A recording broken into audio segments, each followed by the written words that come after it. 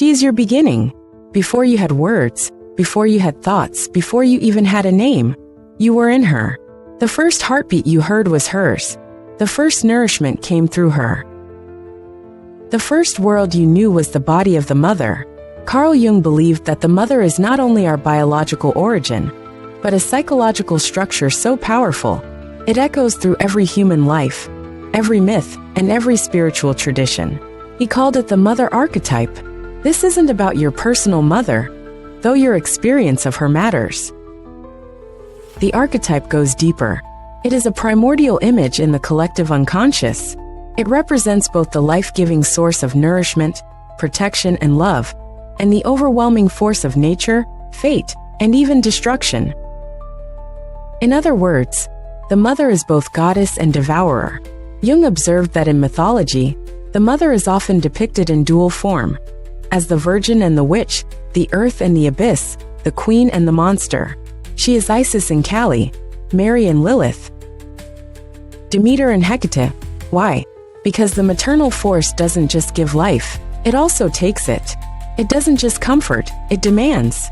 It doesn't just nurture, it contains the power to smother, to overwhelm, to consume. In his essay Psychological Aspects of the Mother Archetype, Jung explores this powerful image and how it shapes our inner world, whether we're aware of it or not. He writes, "The image of the mother is not just the image of one's own mother. It is the imprint of the universal experience of being mothered, of dependency, fear, love, and the desire to return." In this video, we'll explore the mother archetype in depth. You'll learn why it's one of the most powerful psychological symbols we carry.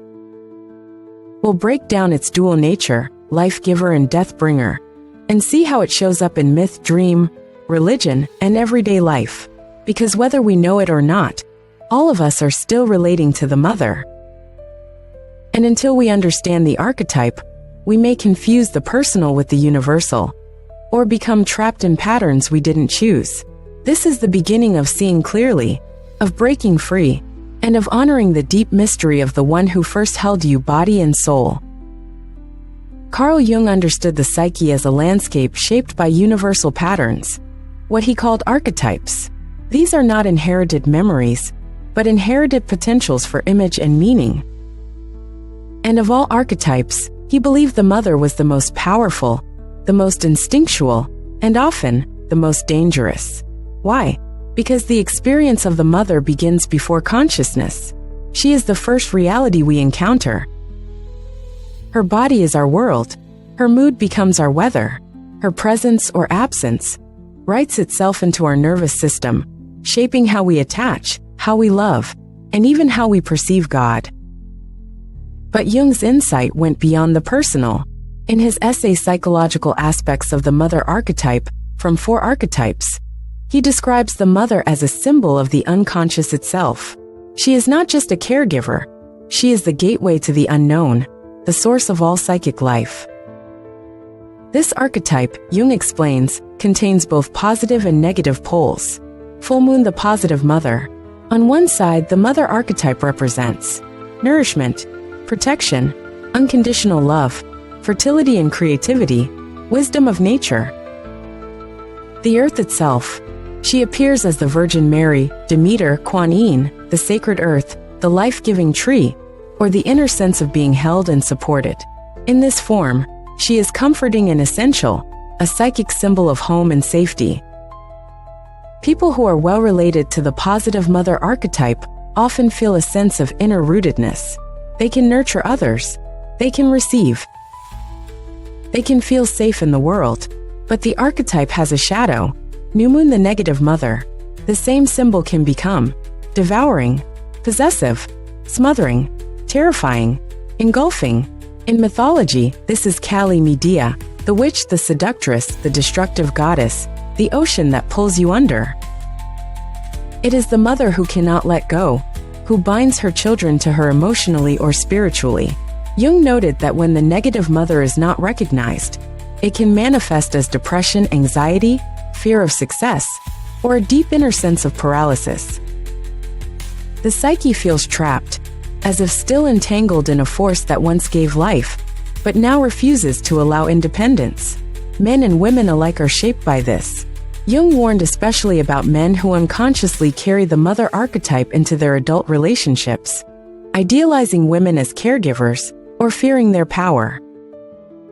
He called this the mother complex, when a person is overly identified with or psychologically stuck in their relationship to the mother figure.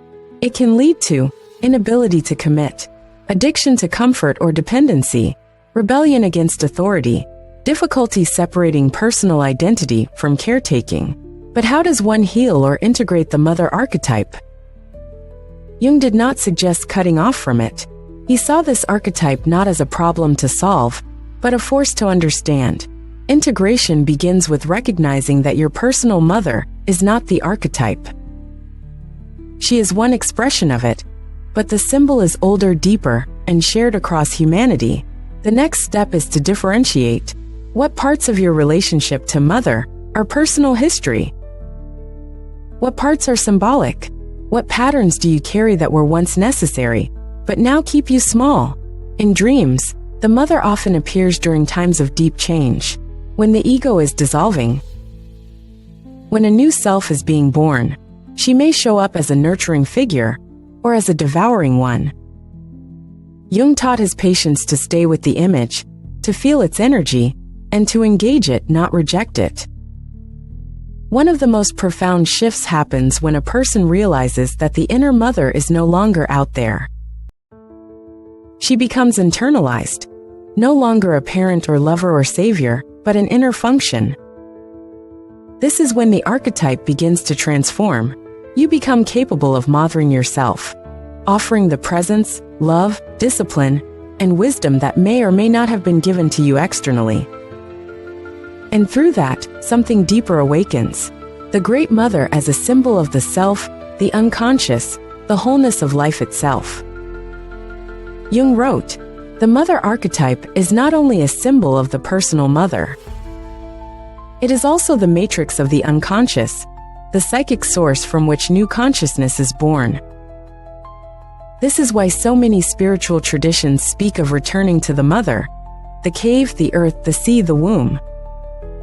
Not to regress, but to renew, to go down into the darkness, to surrender to what you do not yet understand, and to be reborn, not as a child but as a soul. The mother is not just a person, she is a field of energy in the human psyche, ancient, sacred, terrifying, and essential. Carl Jung understood that the archetype of the mother shapes us before we ever have language. And that unless we make her conscious, unless we differentiate her symbol from our history, we risk remaining caught in her gravitational pull. Some of us live as if still longing for her protection, others fight against her with every breath. But either way we are bound. Integration begins the moment we realize she is not out there. She is within, and like all archetypes, the mother is not one thing. She is both. She gives life, and demands it. She nurtures and she devours. She is nature, time, fate, body, earth, soul. To fear her is to fear our own vulnerability. To worship her is to deny our own authority.